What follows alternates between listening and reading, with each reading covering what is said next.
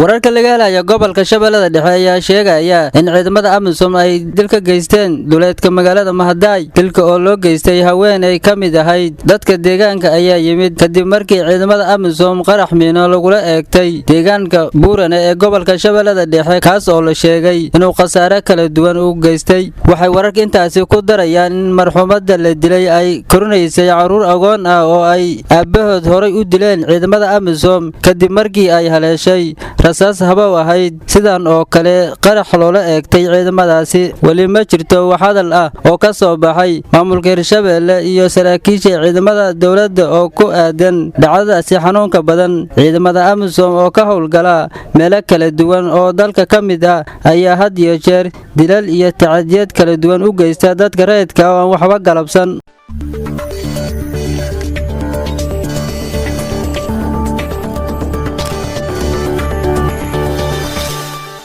Audio Jungle.